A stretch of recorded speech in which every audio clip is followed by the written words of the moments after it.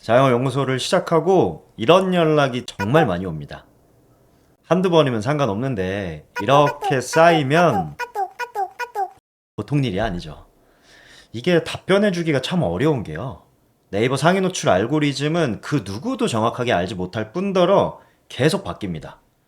심지어 같은 인풋을 넣어도 업종, 키워드, 매장별로 결과값이 다릅니다. 그래도 제가 웬만한 마케팅 업체보다는 데이터를 많이 볼 거예요. 플레이스 연구소에 하루 쌓이는 데이터가 몇만 건이니까요. 그런데도 모든 매장에 적용할 수 있는 무조건 순위 오르는 법은 말해줄 수가 없습니다. 그런 건 없으니까요. 물론 원론적인 얘기는 할 수 있죠. 오가닉 인기도를 경쟁사보다 압도적으로 많이 쌓으면 대부분은 순위가 오릅니다.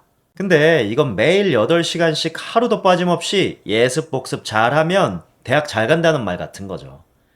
지금 손님이 없는 매장은 오가닉 인기도를 쌓을 수 없을 뿐더러 당장의 변화를 원하는 간절한 사람들한테 해줄 수 있는 얘기는 아니에요. 물론 매장과 키워드를 면밀히 분석하면 소형 키워드는 바로 상위 노출시킬 수 있는 경우가 많고 메인 키워드 순위를 올릴 수 있는 가능성 높은 방법도 제시할 수는 있습니다. 근데 여기엔 굉장한 시간과 노력이 들어가기 때문에 부탁이 올 때마다 이걸 해줄 수는 없습니다. 또한 앞으로 스스로 관리할 수 있게 하려면 플레이스 로직에 대한 개념 설명부터 다 해줘야 하기 때문에 엄청난 시간이 소요됩니다. 그래서 제가 어느 순간부터는 이런 부탁이 올 때마다 똑같이 얘기해주는 내용이 있거든요. 오늘은 그걸 말씀드리려고 합니다. 그리고 앞으로 누가 부탁할 때마다 저는 그냥 이 영상을 보내줄 겁니다. 다시 한번 말씀드리지만 대형 키워드에서 단기간에 안전하게 무조건 상위 노출되는 방법은 없습니다. 하지만 가성비, 가능성, 리스크를 고려해서 전 이렇게 말해줍니다. 저는 총 4단계의 순서로 말해줍니다. 1단계, 연관도 3대장이라고 불리는 대표 키워드, 상호, 업종 설정. 2단계, 오가닉 인기도를 높일 수 있는 세팅. 여기서 끝나면 가장 베스트입니다. 근데 만약에 안 된다. 그러면 3단계, 리워드, 체험단, 기자단. 저는 웬만하면 여기서 멈추라고 하지만 리스크가 있더라도 뭔가 더 해보고 싶다고 하면 4단계, 플러스 알파가 있다는 건 알려줍니다. 그럼 1단계부터 보시죠. 대표 키워드 상호 업종 설정을 제대로 설명하려면 몇 시간도 부족하거든요. 일단은 간단하게만 말씀드릴게요. 상위 노출에서 가장 중요한 개념 2가지는 연관도와 인기도입니다. 네이버 이용약관에 나와 있는 개념이고요. 네이버뿐만 아니라 대부분의 플랫폼도 이 2가지가 가장 중요합니다. 이 중 연관도는 우리 매장과 각 키워드가 얼마나 관련이 있는지를 판단하는 거예요. 그러니까 키워드마다 연관도 점수가 다 다릅니다. 어렵죠? 예시만 몇 가지 보여드릴게요. 먼저 업종. 홍대 밥집 같은 키워드는 상위 노출되고 있는 매장의 업종이 모두 백반 가정식입니다. 네이버에서 밥집 관련해서 설정할 수 있는 업종이 한식도 있고 한식 뷔페, 한정식, 국밥, 기사식당 등 다양하거든요. 근데 이 중에 백반 가정식을 설정한 곳만 상위 노출되는 거죠. 이렇게 특정 업종을 선택해야 상위 노출되는 키워드들이 있다. 이건 이해하셨죠? 이걸 다른 말로 하면 특정 업종을 선택해야만 연관도 점수를 많이 받는 키워드가 있다. 입니다. 자, 상호도 하나 보여드릴게요. 강남 하수구 막힘, 부산 요트 투어. 이런 키워드들은 아예 상호에 특정 키워드가 들어간 곳들이 상위 노출되고 있죠. 즉, 연관도가 상호에 의해 크게 좌우되는 키워드라는 겁니다. 그 다음은 대표 키워드. 대표 키워드는 연관도를 올릴 수 있는 가장 효과적인 방법입니다. 자유도도 높고요. 5개나 쓸 수 있기 때문이죠. 하나만 보여드릴게요. 플레이스 연구소에서 키워드를 검색하면 이렇게 상위 노출되고 있는 업체들의 대표 키워드를 볼 수 있는데요. 해운대 오션뷰 카페라는 키워드에 1위 매장에 대표 키워드의 오션뷰가 있고요. 2위 오션뷰, 여기도 오션뷰, 오션뷰, 오션뷰. 모두 대표 키워드에 오션뷰가 들어가 있죠. 근데 네이버에서 해운대 오션뷰 카페 검색하면 총 노출 업체가 얼마 안 돼요. 해운대 오션뷰 카페가 얼마나 많겠습니까? 근데 대표 키워드에 오션뷰를 넣지 않으면 이 키워드에서는 노출이 안 되는 겁니다. 방금 말씀드린 대표 키워드 상호 업종은 플레이스 순위를 올리는 모든 방법 중에 가성비가 가장 좋습니다. 일단 돈이 안 들잖아요. 그리고 뭔가를 변경하면 바로 연관도 점수가 반영됩니다. 즉, 순위가 바로 바뀌죠. 지금은 정말 간단하게 말씀드린 거고, 이걸 제대로 공부할 수 있는 방법은 제가 영상 끝에 남겨놓을게요.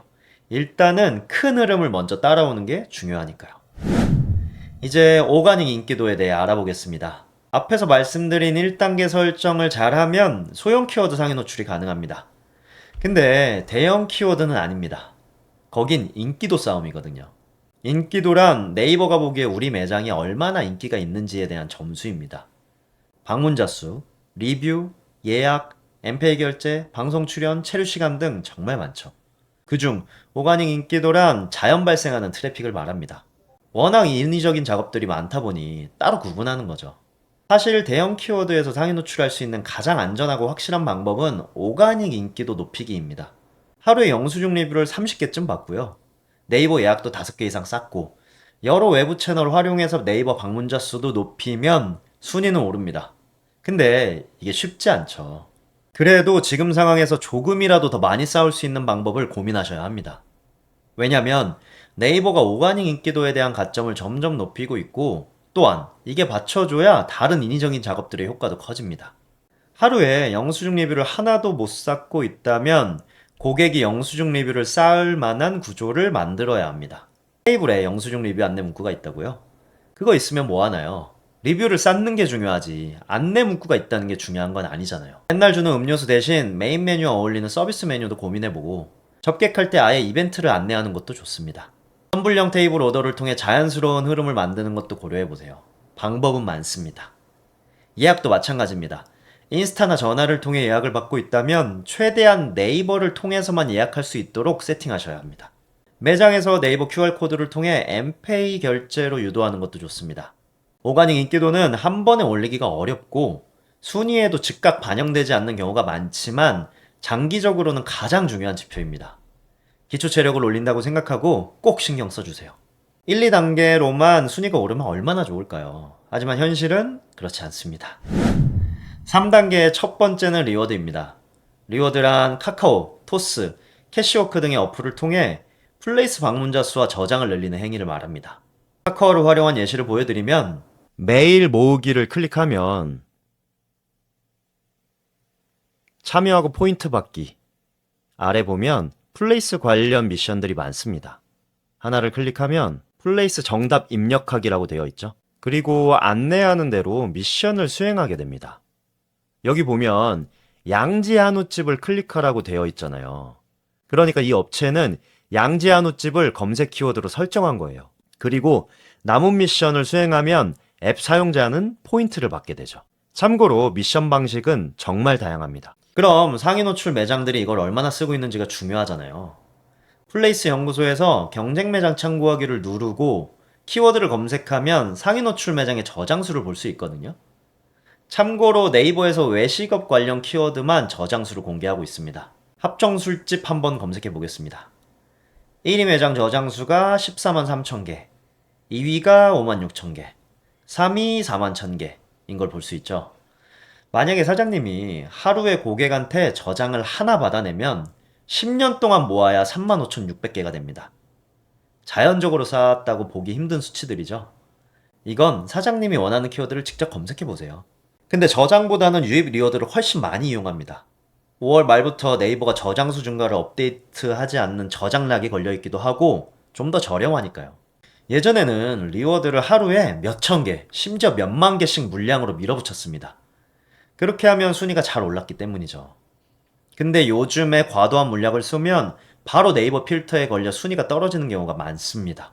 그래서 최근 리워드의 핵심은 네이버에게 얼마나 자연스러워 보일 것인지입니다. 그래서 제 친구들한테 리워드를 알려줄 때는 우선 유입 100개를 다양한 키워드로 분산시켜 보라고 합니다.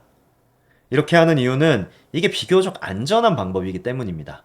하나의 키워드에 트래픽이 몰리는 것보다는 다양한 키워드에 소량씩 잡히는 게 네이버가 보기에 훨씬 자연스러우니까요. 플레이스 연구소에도 유입 B랑 유입 A 상품은 키워드를 9개까지 적을 수 있거든요.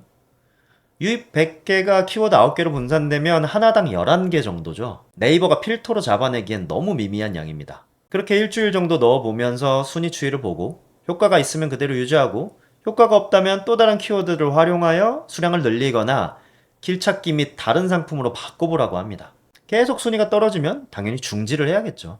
다시 한번 말씀드리지만 리워드에서 중요한 건 네이버가 보기에 얼마나 자연스러운가입니다. 그래서 키워드는 최대한 다양하게 자주 변경하는 것이 좋습니다. 키워드 찾는 방법은 플레이스 연구소 자주 묻는 질문에 잘 나와 있으니까 참고하시면 좋을 것 같습니다. 이렇게 약간의 리워드로 중소형 키워드에서 상위 노출돼서 고객이 늘어나면 그 고객들로 오가닉 인기도를 더 쌓을 수 있겠죠. 뒤에서도 계속 말씀드리겠지만 최종 목표는 오가닉 인기도 쌓기입니다. 3단계의 두 번째와 세 번째는 체험단과 기자단입니다. 이 두 가지 작업은 블로그 리뷰 수를 쌓기 위함이죠.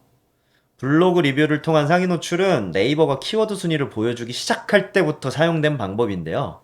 이렇게 오랫동안 사용될 수밖에 없는 이유가 있습니다. 자, 우선 네이버의 상황을 잠깐 말씀드리겠습니다.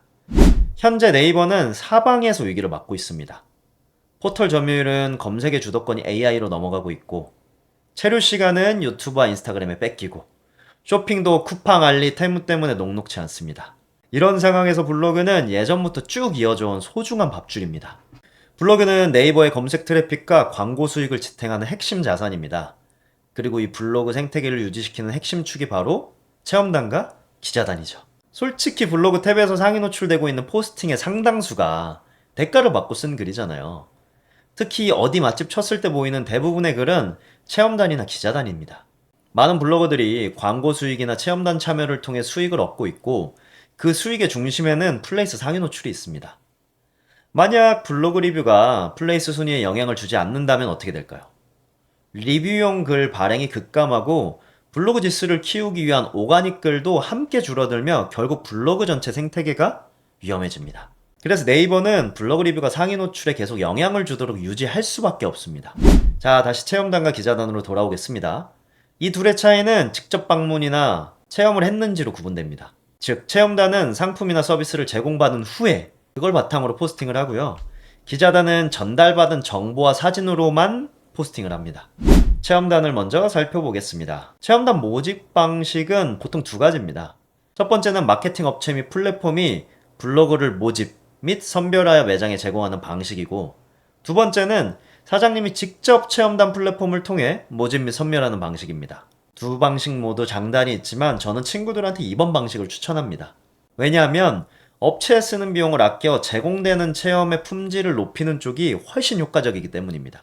예를 들어 기존 3만원 식사권 플러스 업체에 쓰는 비용 대신 자체 모집으로 7만원 식사권을 제공하면 괜찮은 등급의 블로거들을 모집할 수 있습니다. 체험단 모집은 리뷰노트나 체험뷰를, 블로그 등급은 블덱스를 참고하라고 합니다. 다음은 기자단입니다. 블로그 배포라고 불리는 기자단은 방문 없이 주어진 이미지와 정보를 바탕으로 글을 발행하는 방식입니다. 아무래도 직접 서비스를 경험하고 현장에서 찍은 사진과 함께 후기를 작성하는 체험단보다는 글의 생동감이 떨어질 수밖에 없는데요. 그럼에도 불구하고 다음과 같은 이유로 기자단을 이용합니다. 첫 번째는 수량 확보입니다.